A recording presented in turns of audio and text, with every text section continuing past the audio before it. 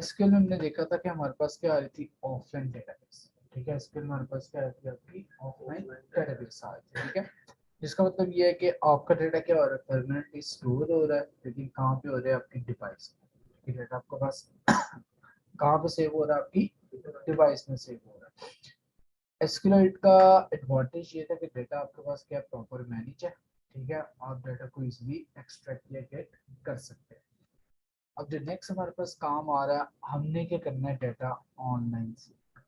हमने क्या करना है, आपका डेटा ऑनलाइन सेव करना। ऑनलाइन सेव करने का पर्पस ये आ रहा है कि आपका जो डेटा है, ठीक है, वो परमानेंट सेव, आपका जो डाटा होगा वो क्या होगा, परमानेंट सेव रहेगा। ठीक है, परमानेंट सेव रहने का मतलब ये है कि आप एप्लीकेशन डिलीट भी कर दें, ये एप्लीकेशन एक फोन से दूसरे फोन में इंस्टॉल करें, तब भी आपका डाटा डिलीट नहीं होगा। ठीक है, डाटा आपके पास किसी ऑनलाइन स्टोरेज पे क्या परमानेंटली सेव होगा।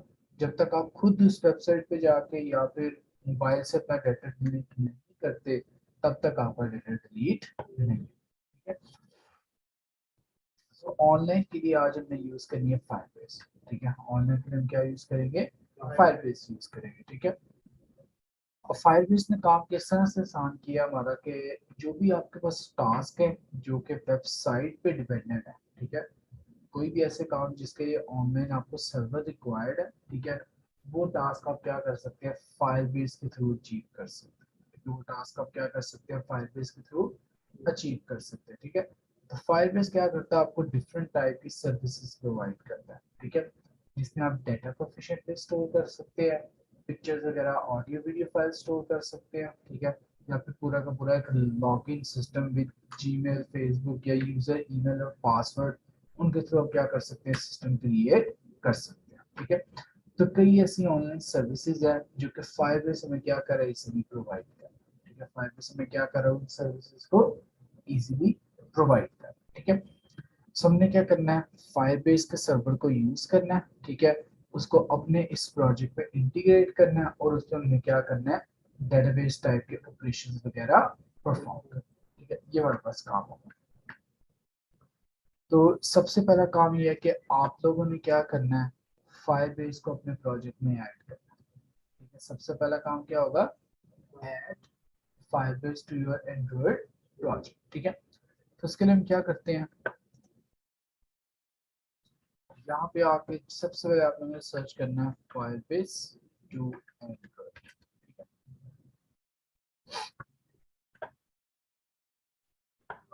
ओके, सो यहाँ पे आ गया add Firebase to your Android project. ठीक है,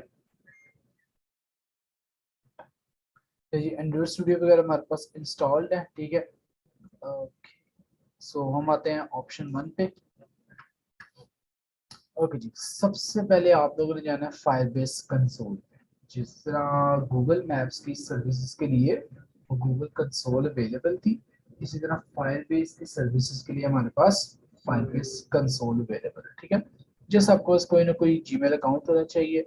यहाँ से हम चलेंगे फायरबेस कंसोल पे।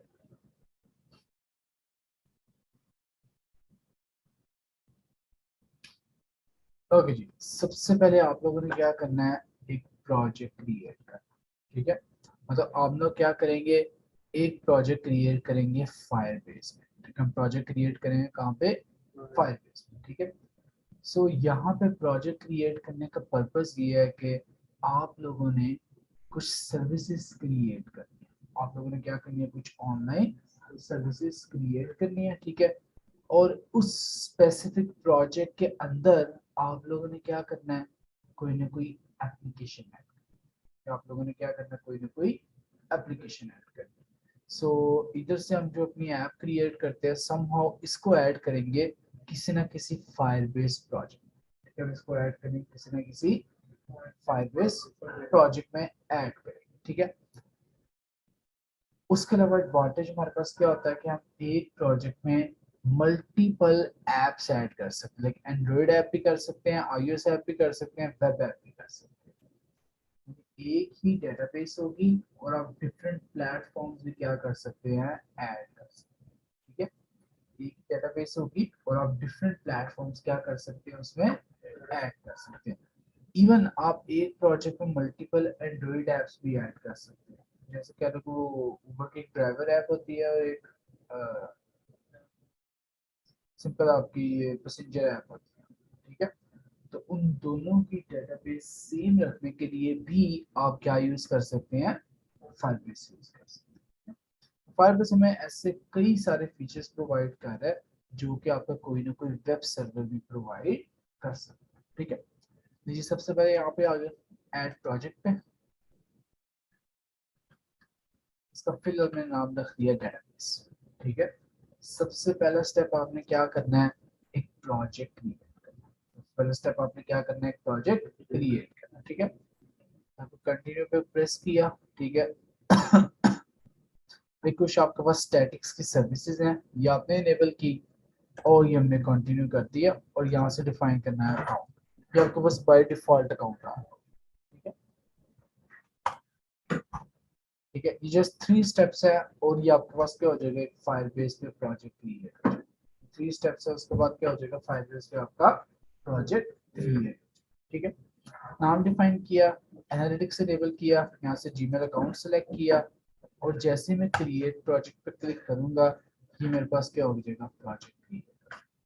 यहाँ पे हमारे पास क्या काम होगा, आपका प्रोजेक्ट क्रिएट, ठीक है।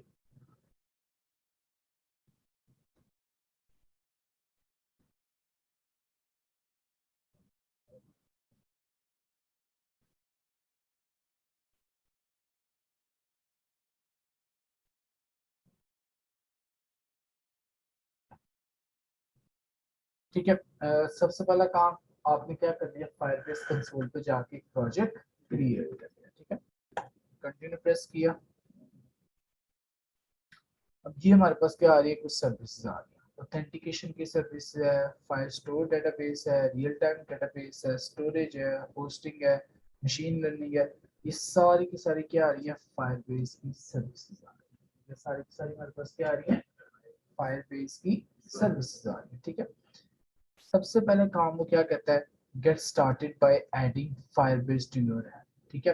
हमने यहाँ से क्या ऐड करना है, iOS, एंड्रॉइड, वेब, यूनिटी, हम यहाँ से सिलेक्ट करेंगे, ठीक है। सबसे पहले ये जो फायरबेस के अंदर हमने डेटाबेस के नाम से प्रोजेक्ट बनाया इसका, और ये एंड्रॉइड स्टूडियो में जो मैंने एक प्रोजेक्ट क्रिएट किया, इन दोनों का आपस में कनेक्शन क्रिएट करना, हमें इन दोनों का क्या करना, आपस में कनेक्शन क्रिएट करना, ठीक है।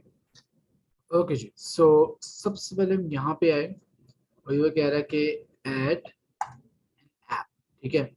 सो जब भी हम लोगों ने देखा कि हमारी किसी एप्लीकेशन को यूनिकली आइडेंटिफाई करना हो तो क्या यूज होता है, पैकेज नेम, ठीक है। कि हमारे पास क्या यूज होता है, पैकेज नेम यूज होता है, ठीक है। सो पैकेज नेम हम कहाँ से निकालते थे बोला, हाँ पे, ये हमारे पास सारा आपका पैकेज नेम, ठीक है। लेकिन अगर कोई सब फोल्डर्स होते तो वो भी आपके पास यहाँ पैकेज में आ जाता, ठीक है। एप्लीकेशन का जो पैकेज होता है कोशिश करो आप यहाँ से गेट करो, ये मैनिफेस्ट में आपके पास आ गया, ठीक है। ये आपका पैकेज आ गया, com.example.file, ये पैकेज किया कॉपी और यहाँ पर मैंने क्या कर दिया, पैकेज पेस्ट कर दिया। यहाँ पर मैंने क्या कर दिया, आपका पैकेज पेस्ट कर दिया। उसके बाद एप्लीकेशन का निकनेम में मैंने डेटाबेस ही रख लिया, ठीक है। और सबसे पहले मैंने क्या कर ली, ऐप रजिस्टर कर ली। सबसे पहले मैंने क्या कर लिया, एप्लीकेशन रजिस्टर कर ली, ठीक है। तो मैंने फायरबेस को बता दिया कि इस प्रोजेक्ट के साथ कनेक्शन क्रिएट करना है, ठीक है। फायरबेस को बता दिया कि इस प्रोजेक्ट के साथ आपका कनेक्शन क्रिएट करना है। अब समहाउ इस प्रोजेक्ट को भी बताना होगा, समहाउ में इस प्रोजेक्ट को भी बताना होगा कि आपने किस फायरबेस सर्वर के साथ या किस फायरबेस प्रोजेक्ट के साथ कनेक्शन क्रिएट किया, ठीक है। तो यहाँ पे एक ना कॉन्फ़िगरेशन फाइल आती है, यहाँ पे हमारे पास क्या आएगी, कॉन्फ़िगरेशन फाइल आएगी, ठीक है। सो हम ये क्या करते हैं, कॉन्फ़िग फाइल डाउनलोड करते हैं।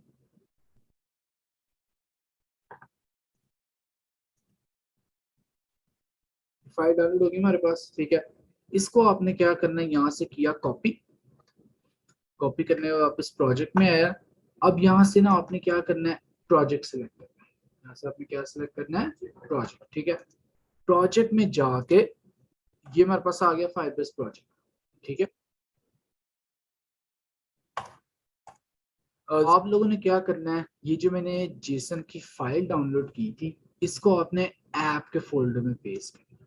इसको आपने क्या करना है, ऐप के फोल्डर में पेस्ट करना है, ठीक है। तो बेशक प्रोजेक्ट में जाके कर लें, ठीक है, या फिर अगर आपने उसे एक्सप्लोरर में ओपन किया है प्रोजेक्ट को, ठीक है, फाइलबेस वाले को, तो आप इधर ऐप के फोल्डर में जाके यहाँ पे फाइल पेस्ट करें, ठीक है। बेशक एक्सप्लोरर से जाके पेस्ट कर दें, यहाँ पर आके इस ऐप के फोल्डर पे जाके कंट्रोल वी करके फाइल को प्लेस कर दी। कंट्रोल वी कॉपी पेस्ट करिएगा था, कंट्रोल सी कंट्रोल वी, ठीक है। सो ये मेरे पास एक फाइल आ गई Google minus services dot JSON के नाम से, ठीक है। अब इस फाइल में देखिए सारे की सारी फाइलबेस प्रोजेक्ट की इंफॉर्मेशन, क्लाइंट की इंफॉर्मेशन, आईडी करंट की, ये सारी इंफॉर्मेशन आ गई, ठीक है। सो इस फाइल ने बता दिया कि हमारा ये वाला जो फायरबेस का प्रोजेक्ट है उसने इसके साथ कनेक्शन किया है, ठीक है। और यहाँ पर हमने रजिस्टर करते हुए बता दिया कि इसने पैकेज नेम से पता चल गया कि इस प्रोजेक्ट के अंदर ये वाली एंड्रॉइड ऐप क्या हो गई है, ऐड। ये दोनों का हमने क्या कर लिया, आपस में कनेक्शन क्रिएट कर दिया, ठीक है। उसके बाद वो क्या कहता है, फायरबेस की एसटीके ऐड करनी। यहाँ पे आपने क्या करना है, फायरबेस की एसटीके ऐड करनी, ठीक है। एक लाइन आप ऐड करेंगे डिपेंडेंसीज आपकी प्रोजेक्ट लेवल पे बिल्ड डॉट जेडर। हमेशा आपके पास दो फाइल्स होती है ना, एक प्रोजेक्ट लेवल पे होती है और एक ऐप लेवल पे होती है, ठीक है। हमेशा आपकी दो फाइल्स होती है, एक प्रोजेक्ट लेवल पे होगी और दूसरी ऐप लेवल पे होगी, ठीक है। प्रोजेक्ट लेवल, बस याद रखिए जब प्रोजेक्ट लेवल वाली फाइल आ रही है ये आपकी पहली फाइल है, हमारे पास क्या आ रही है, आपकी पहली फाइल आ रही है, ठीक है। ओके, सो मेरे पास क्या हुआ, हम वापस गए यहाँ पे एंड्रॉइड, ठीक है, ग्रेडल स्क्रिप्ट्स, ये प्रोजेक्ट लेवल पे आ रही है, ठीक है। इसके अंदर अच्छा इनका थोड़ा सा वो चेंज हो गया, ठीक है।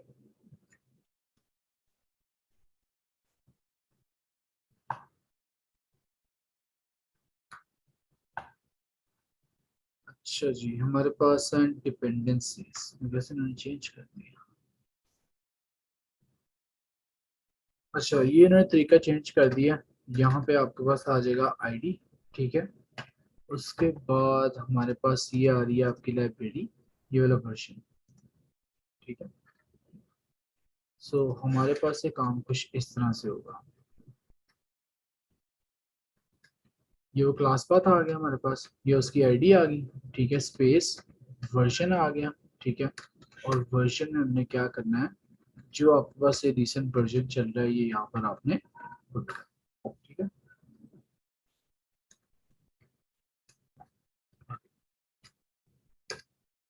और ये भी आपके पास आ जाएगा डबल कोट्स, सिंगल कोट्स में, ठीक है। ये उन्होंने क्या किया, ये एंड्रॉइड स्टूडियो में तरीका थोड़ा सा चेंज कर दिया, ठीक है। होपफुली जो फायरबेस की ये डॉक्यूमेंटेशन अपडेट होगी उसमें भी आपके पास या तो ये तरीका हो जाएगा काम करने का, ये दूसरे में आंसर मिला, या इस तरह से आप काम करें, ठीक है। ये दो तरीके हैं जिन्होंने लेटेस्ट एंड्रॉइड स्टूडियो में अपडेट किया, ठीक है। ओके, सो ये हमारे पास आ गया आपका क्लास पाथ, ठीक है।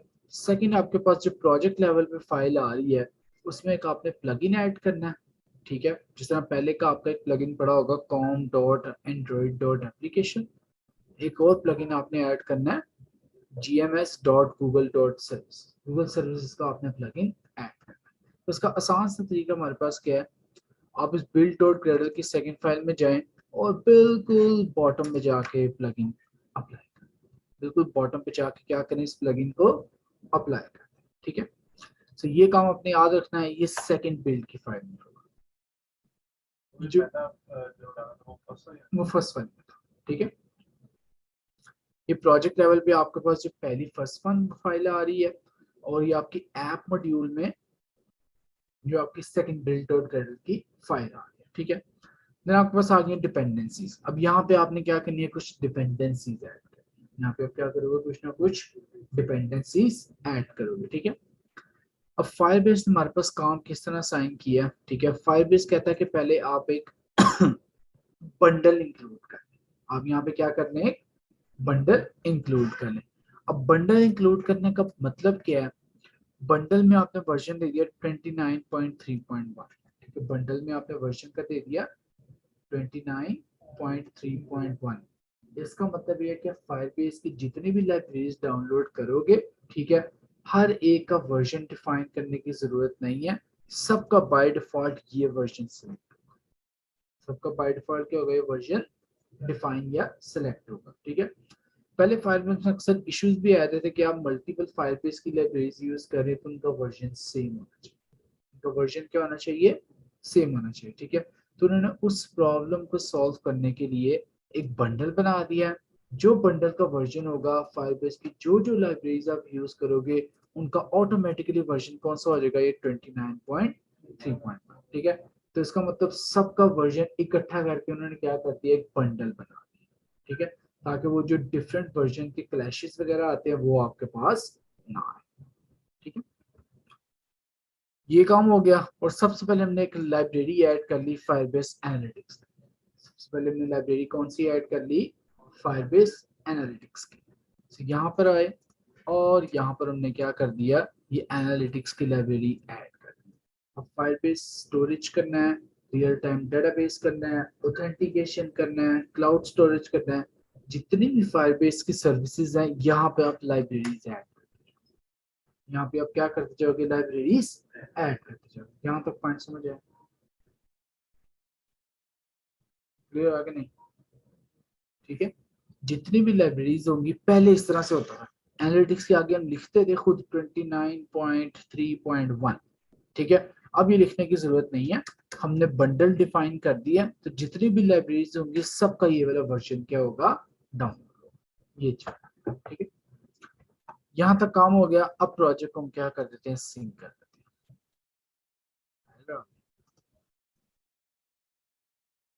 com.google.service invalid है।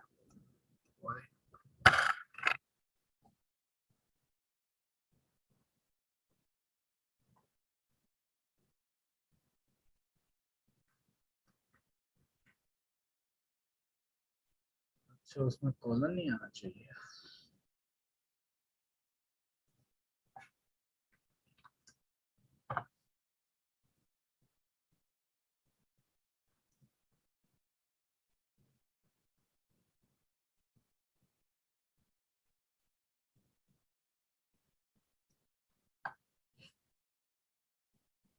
अच्छा जी, ये क्लास पाथ आ रहा है,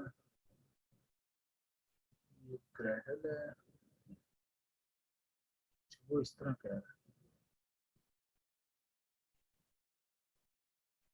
बिल्ड स्क्रिप्ट में जाके, ओके।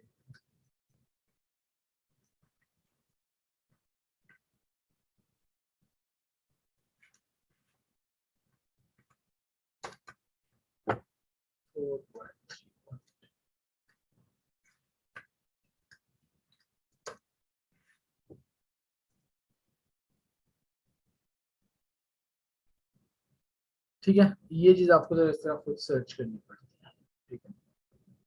मतलब वो इधर भी आपको ये सोल्यूशन मिला कि वो एंड्रॉइड स्टूडियो ने ना अपडेट में स्पेसिफिकली बताया है, ठीक है। तो उसमें आपने क्लास पाथ वाली जो डिपेंडेंसीज हैं वो आप कुछ इस तरह से ऐड करो, ठीक है। ये जो आपका डॉक्यूमेंटेशन में ये पूरी लाइन गिवन थी डिपेंडेंसी वाली, इसको आप लोगों ने क्या करना है, इस बिल्ड स्क्रिप्ट के अंदर पुट करना है। और ये इस तरह से हमारे पास आया, ठीक है। अब ये हमारे पास क्या हो गया, ये प्रोजेक्ट लाइब्रेरीज डाउनलोड हो गई, ठीक है। मेरे पास बिल्ड क्या हो गया, सक्सेसफुल, राइट। सो यहाँ तक हमने क्या कर लिया अपने इस प्रोजेक्ट का, और इस फायरबेस का कनेक्शन के लिए। यहाँ तक हमने क्या काम किया अपने प्रोजेक्ट का और फायरबेस का कनेक्शन क्रिएट कर दिया, ठीक है। नेक्स्ट जाते हैं कंटिन्यू टू कंसोल, ये हम कंसोल पे आ गए। अब यहाँ से आपने सर्विसेज ऐड करनी, यहाँ से आपने क्या करना है, सर्विसेज ऐड करनी, ठीक है। याद रखें, अब कोई भी सर्विसेज ऐड करने लगे हैं, ठीक है, यहाँ पर हमें कोई ना कोई लाइब्रेरी डाउनलोड करनी पड़ेगी, ठीक है। और यहाँ से सर्विस को अनेबल करना पड़ेगा, ठीक है। यहाँ पे आके कोई ना कोई लाइब्रेरी डाउनलोड करनी पड़ेगी, ठीक है। और यहाँ पर आकर क्या करना पड़ेगा, सर्विस को अनेबल करना पड़ेगा, ठीक है। तो हम यहाँ से सर्च करते हैं इस तरह से, Firebase dependencies list, ठीक है।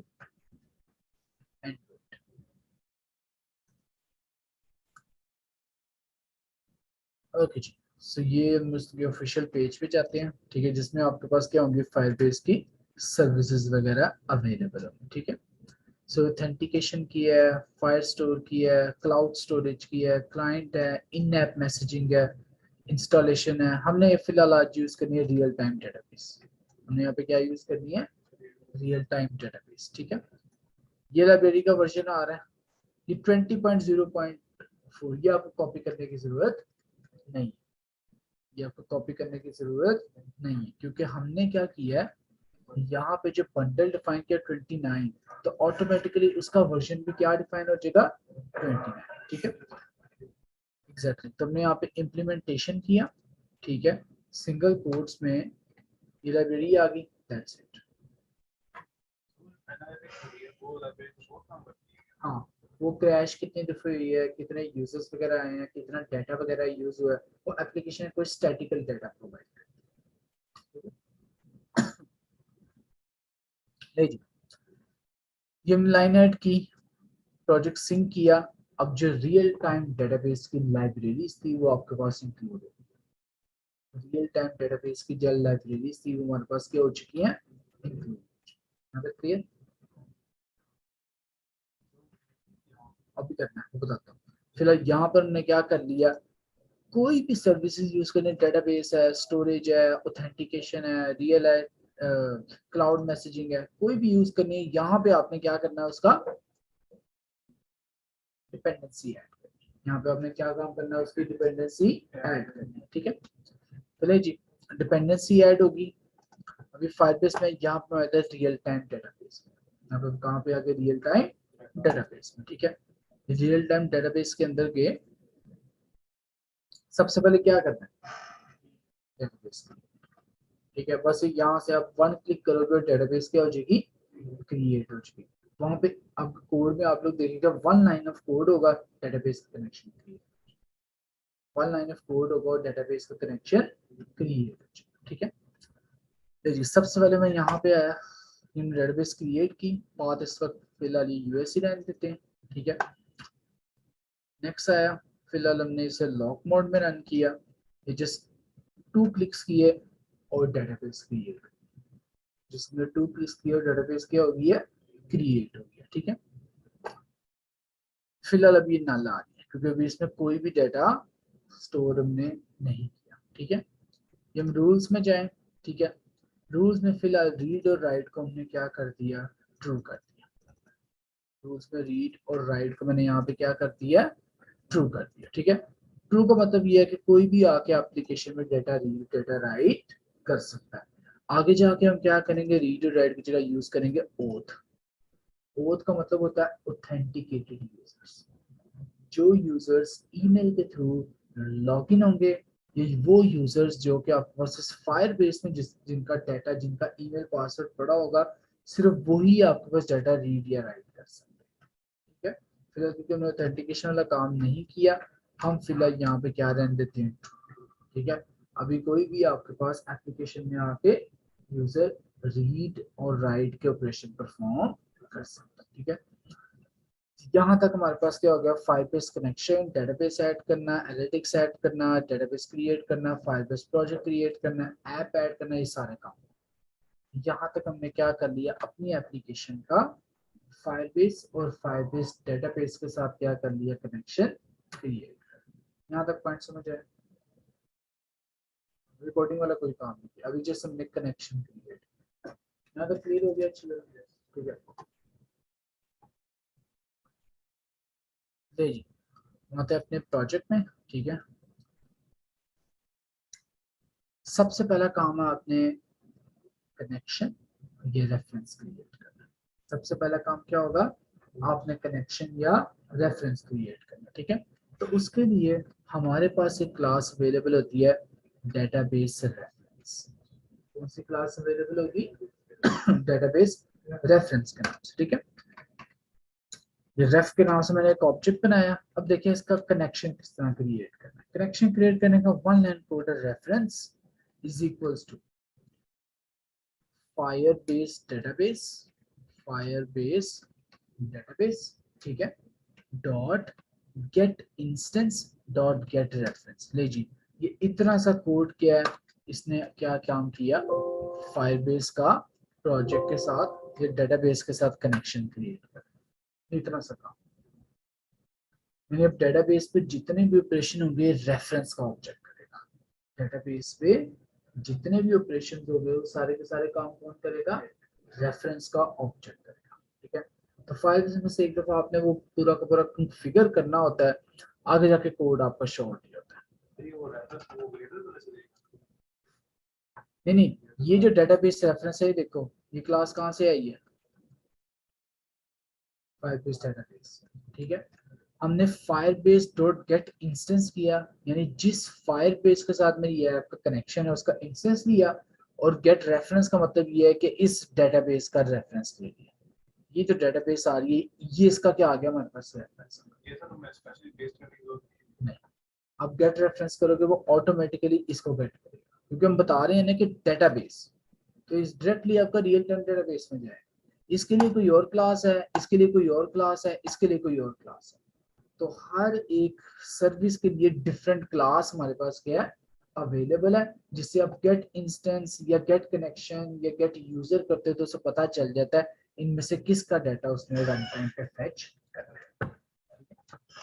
यहाँ तक क्लियर हो गया सबको, समझ आ गया, ठीक है।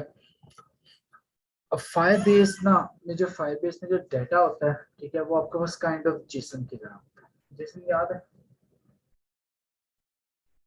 कल की एपीआई, हाँ, जिसका जो डाटा का फॉर्मेट होता है वो क्या होता है, अरे डाटा की वैल्यू, ठीक है।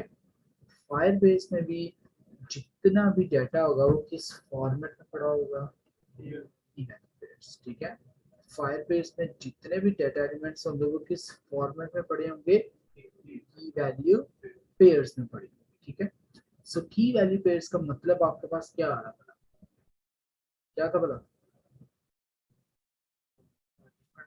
हर डाटा को आइडेंटिफाई करने के लिए एक स्ट्रिंग की चाहिए, हर डाटा को आइडेंटिफाई करने के लिए क्या चाहिए होगी, स्ट्रिंग की चाहिए। अब फायरबेस में सिर्फ फर्क ये है, जेसन ऑब्जेक्ट की बजाय यहाँ पे नोड्स यूज होती है, काम वही है, ठीक है, बस थोड़ा सा उसका नाम या तरीका डिफरेंट है। यहाँ जिस तरह वहाँ पे हमने वेदर के नाम से एक ऑब्जेक्ट पढ़ा था, एम्प्लॉय के नाम से ऑब्जेक्ट पढ़ा था, यहाँ पे हम अपनी मर्जी के नाम का ऑब्जेक्ट बना सकते हैं, ठीक है। उसको हम क्या कहते हैं, फायरबेस नोड, उसको हम क्या कहते हैं, फायरबेस नोड कहते हैं, ठीक है। फॉर एग्जांपल आपने फायरबेस में एम्प्लॉयज का डाटा सेव करना है, स्टूडेंट का डाटा सेव करना है, और टीचर्स का डाटा सेव करना है। तीन किस्म के हमारे पास डिफरेंट डाटा टाइप्स आ रही हैं, तो हम तीन नोड्स बनाएंगे, हम क्या काम करेंगे, तीन डिफरेंट नोड्स बनाएंगे, ठीक है। कैसे बनानी है वो देखते हैं। यानी यहाँ पर एक नोड होगी स्टूडेंट की, जिसके अंदर सारे रिकॉर्ड पड़े होंगे किसके, स्टूडेंट के। एक नोड होगी टीचर की, उसके अंदर सारे रिकॉर्ड पड़े होंगे किस चीज के, टीचर्स। ये पॉइंट समझ आया सबको, क्लियर होगी। चलिए जी, हम अपना काम स्टार्ट करते हैं।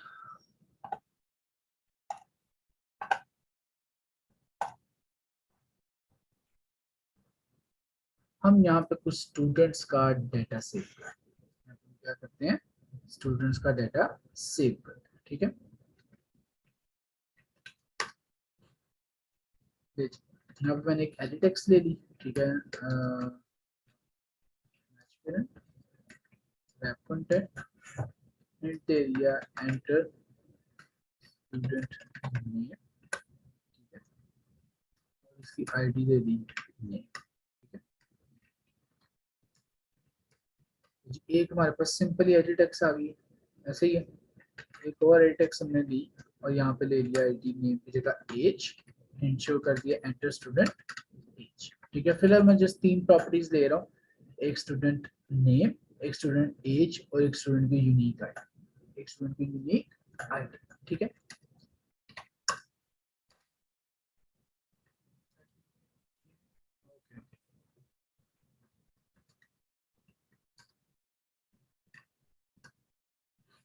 ठीक है। और यहाँ पर मैं अब एडिट टेक्स्ट की बजाय ले लेता हूँ एक,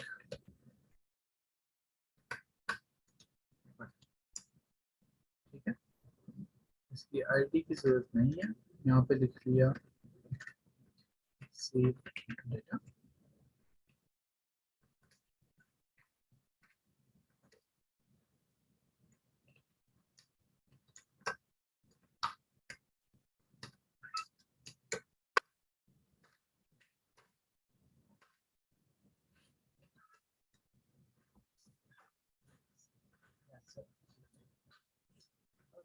तो यहाँ पे मैंने एक एडिट टेक्स्ट ले ली, ठीक है, एक आपके पास नेम की आ गई और दूसरे आपके पास किसकी आ गई, एज की आ गई, ठीक है। उसके बाद हमेशा की तरह वही जो काम करते हैं, name is equals to find by id r dot id dot name, हो गया। उसके बाद एज, एज ये हो गया, ये चीज हो गया। जब भी डाटा सेव करना हमने यहाँ पे किया string student name is equals to name dot get text dot to string, मेरे पास स्टूडेंट का नेम आ गया, राइट। और इसी तरह हमारे पास क्या आ गया, स्टूडेंट का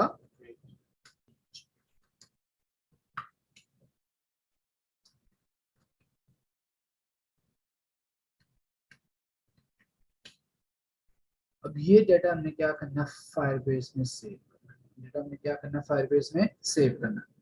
अभी तक हमारे पास जो रेफरेंस का ऑब्जेक्ट है, ठीक है, ये यहाँ तक पॉइंट कर रहा है। सबसे पहले हम इसमें एक नोड क्रिएट करते हैं, या कह लो स्टोरेज का नाम क्रिएट करते हैं।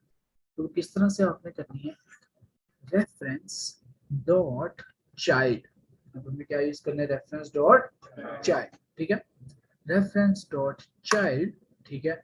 और यहाँ पर मैंने चाइल्ड का नाम रख लिया स्टूडेंट्स, यहाँ पर मैंने चाइल्ड का नाम क्या रख लिया, स्टूडेंट, ठीक है। अब आपका रेफरेंस क्या करेगा, यहाँ पर एक स्टूडेंट की नोड क्रिएट, यहाँ पे आपके पास क्या करेगा, स्टूडेंट की नोड क्रिएट करेगा, ठीक है।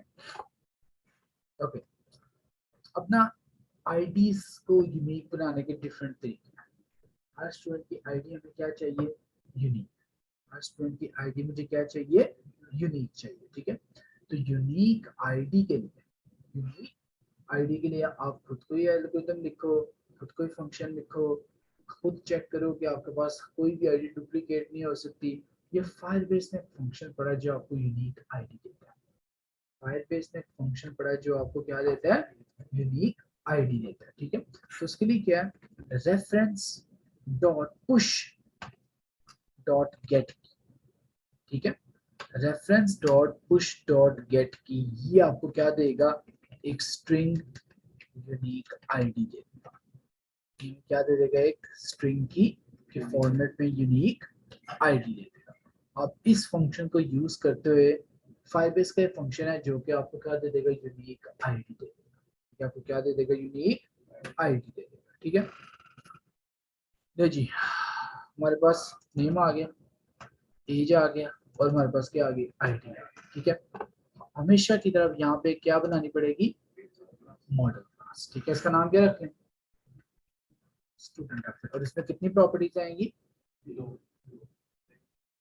आईडी 3 है, ठीक है। तो यहाँ पे मैंने सिंपली क्या किया, स्ट्रिंग आईडी नेम और एज, ठीक हो गया। उसके बाद ये कंस्ट्रक्टर आ गया, और उसके बाद ये क्या आ गया, सेटर और गेटर आ गया, ठीक हो गया, ठीक है। बस फाइल में एक छोटी सी और रिक्वायरमेंट है, डाटा सेव करने के लिए आपको एक एम्प्टी कंस्ट्रक्टर चाहिए होता है। डाटा सेव करने के लिए आपको क्या चाहिए होता है, एक एम्प्टी कंस्ट्रक्टर, ठीक है। डाटा सेव करने के लिए आपको क्या चाहिए होगा, एक एम्प्टी कंस्ट्रक्टर, ठीक है। लो जी, स्टूडेंट का हमने क्लास सारी की सारी मैनेज कर ली हमेशा की तरह जिस तरह हम करते हैं, और यहाँ पर हम क्या कर लेते हैं, स्टूडेंट का एक ऑब्जेक्ट, ठीक है। Student s is equals to new student, और यहाँ पे आ जाएगा ID comma student name comma student age, ये स्टूडेंट का ऑब्जेक्ट आ गया। अब इसको आपने क्या करना है, फाइल बेस में सेव करना है। इसको आपने क्या करना है, फायरबेस में सेव करना है। और फायरबेस में सेव करने वाला काम बहुत आसान है। फायरबेस में डेटा सेव करने वाला काम बहुत ही आसान है, ठीक है। फायरबेस जो की वैल्यू पेयर्स क्रिएट करता है वो खुद मैनेज करेगा। फायरबेस जो की वैल्यू पेयर्स मैनेज करता है वो खुद क्रिएट करेगा, ठीक है। हमने यहाँ पर वेरिएबल नेम क्या रखा है, क्या क्या रखे हैं वेरिएबल नेम, आईडी, नेम और एज।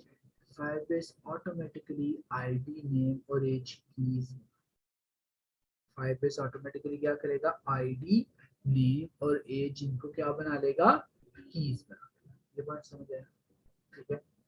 याद रखो डेटा को सेव करने के लिए हर डेटा के लिए नोड होगी।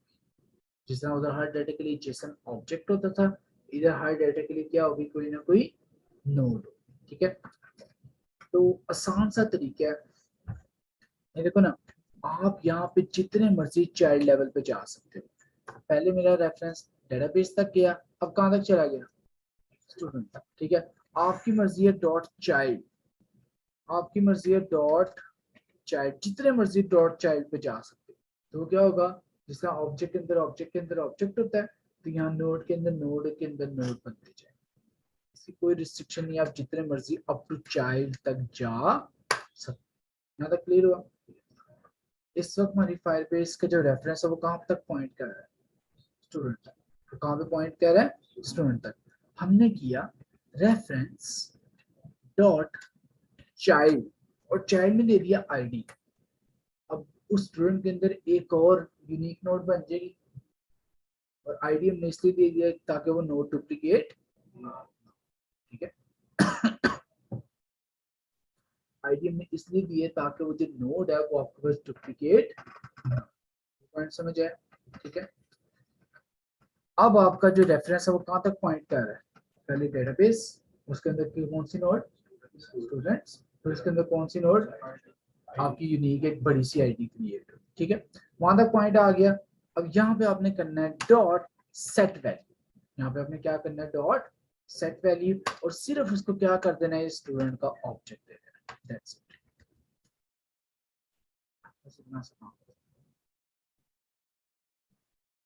ये हमारे पास क्या हो गया, स्टूडेंट का डेटा सेव। पॉइंट समझ आया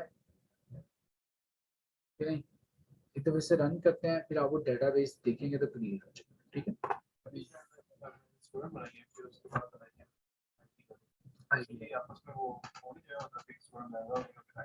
नहीं, आईडी स्टूडेंट के अंदर आ रही है, ये देखो ना, डॉट चाइल्ड है, चाइल्ड पहले रेफरेंस डेटाबेस तक था, फिर चाइल्ड लगा के स्टूडेंट तक आया, फिर चाइल्ड लगा के आईडी, डेटाबेस, उसके नेस्टेड स्टूडेंट, उसके नेस्टेड चाइल्ड, इस तरह से काम। हाँ, एक टीचर है, तो फॉर एग्जांपल एक और सेव का फंक्शन होता है टीचर के नाम से, तो उसमें रेफरेंस डॉट चाइल्ड स्टूडेंट की जगह क्या आ जाता, टीचर, इस तरह का। हाँ, अलग अलग, हाँ, ठीक है। जैसे मैं कर भी देता हूँ, यहाँ पे एक सेव डाटा का फंक्शन आ रहा है ना, एक मैं यहाँ पे लिख देता हूँ सेव टीचर, यहाँ पे क्या लिख दिया, save teacher data. Callum model उसका लेट्स से सेम है, नेम एज और आईडी, ठीक है। यहाँ पे सेव की जगह सेव टीचर के नाम से एक फंक्शन आ गया, ठीक है।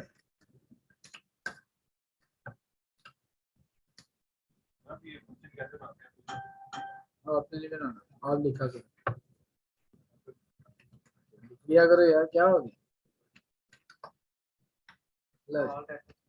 अब ये डाटा कहाँ पे सेव होगा, टीचर्स, ठीक है। तो याद रखें, जैसे जिस तरह डिफरेंट टेबल्स बनते हैं, उस तरह फायरबेस की डिफरेंट नोड्स बनते हैं, उस तरह फायरबेस में क्या बनती है, डिफरेंट नोड्स बनती है, ठीक है। तो टीचर वाले पे क्लिक करोगे तो टीचर की नोड में डाटा सेव होगा, स्टूडेंट वाले पे क्लिक करोगे तो स्टूडेंट की नोड में डाटा सेव, ये चीज।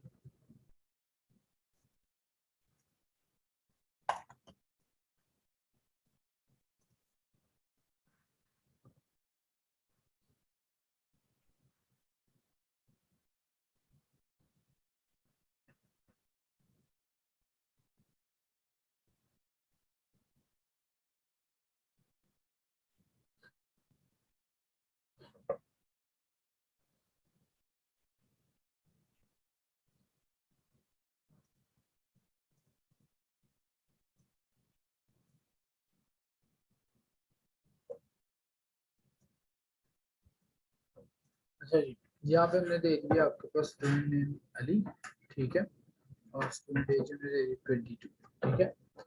अब जैसे हम सेव डेटा पे क्लिक करते हैं, ये देखें,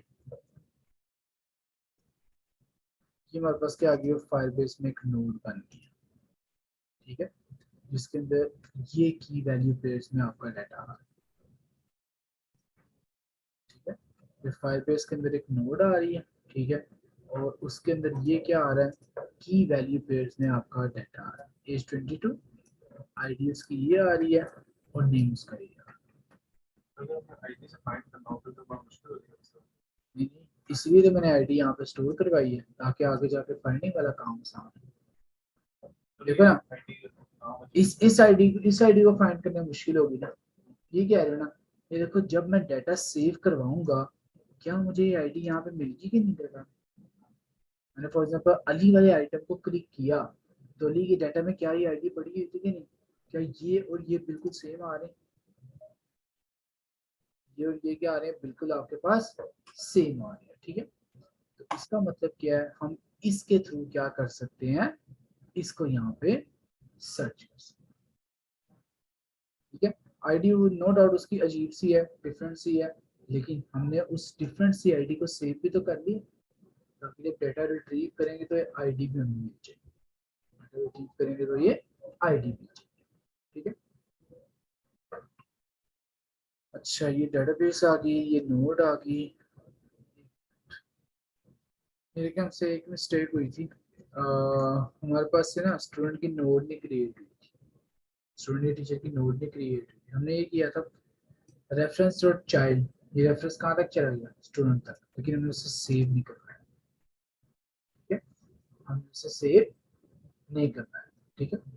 सो ये रेफरेंस डॉट चाइल्ड कहाँ तक चला गया, स्टूडेंट्स तक, और उसे इसी रेफरेंस के ऑब्जेक्ट में क्या कर दिया है, सेव करवा दिया, ठीक है। अब मैं डाटा एंटर करता हूँ, नेम टेस्ट है, एज 12 है, जैसे ही सेव डाटा पे क्लिक किया, ये देखिए हमारे पास स्टूडेंट की नोड आई, ये दो स्टूडेंट हो गए, नहीं, यहाँ पे कुछ इशू आ रहा है, क्या करें बोला,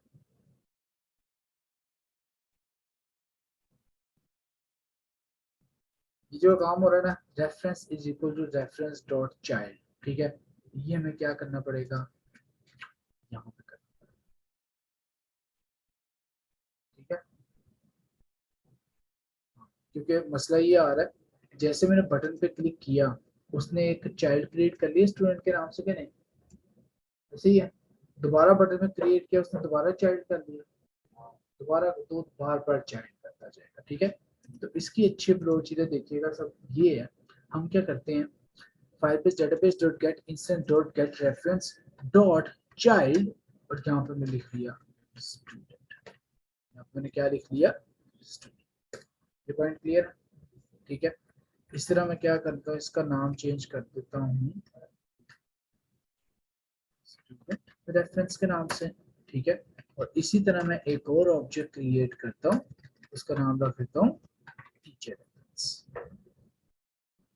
ठीक है। इसका नाम मैंने क्या रख दिया, टीचर रेफरेंस के नाम से,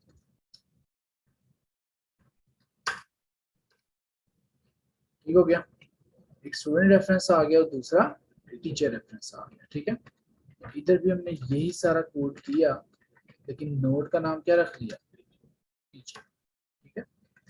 यहाँ पे भी आपके पास आ गया टीचर रेफरेंस, ये दो नोड्स बन गई, एक स्टूडेंट वाले को पॉइंट कर रही है और दूसरी टीचर वाले को पॉइंट कर रही है, ठीक है। तो यहाँ पे हमने किया स्टूडेंट रेफरेंस, ठीक है, और यहाँ पे जो आपने रेफरेंस यूज करना वो कौन सा होगा, टीचर, ठीक है। तो अब इस वाले बटन पे क्लिक करोगे तो टीचर की नोट में डाटा सेव होगा, इस वाले बटन पे क्लिक करोगे तो क्या होगा, स्टूडेंट की नोट में डाटा सेव, ठीक है।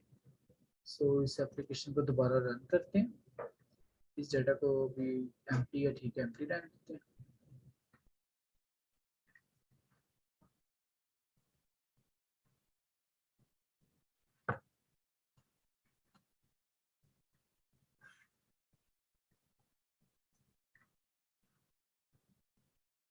ये जी डाटा हमारे पास आया, ठीक है। जैसे सेव के बटन पे क्लिक किया, ये जी, अब समझ में आता है, स्टूडेंट की नोड आ गई,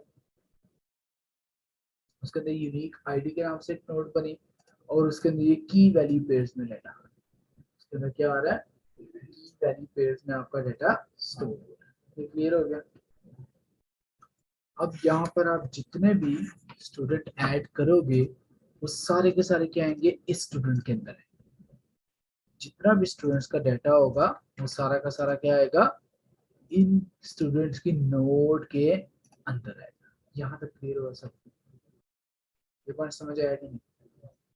ठीक है। इस तरह यहाँ पर मैंने अगर पेज लिखा, सेव टीचर पे क्लिक करता हूँ, अब देखो किस नाम से नोड क्रिएट हुई है, टीचर के नाम से। ठीक है, इस तरह से आपने काम करना है। वन वन, ठीक है, ये टीचर का एक और, अच्छा स्टूडेंट पे क्लिक कर दिया, ये टीचर पे क्लिक किया तो ये टीचर का एक और ऑब्जेक्ट। अब ये समझ आ रहा है डाटा, ये स्टूडेंट कैलो एक किस्म का टेबल है, ये उसके अंदर 5 रिकॉर्ड्स हैं। फिर ये टीचर का एक किस्म का नोड या टेबल है जिसके अंदर क्या आ रहे हैं, तो यहाँ तक पॉइंट समझ आता है।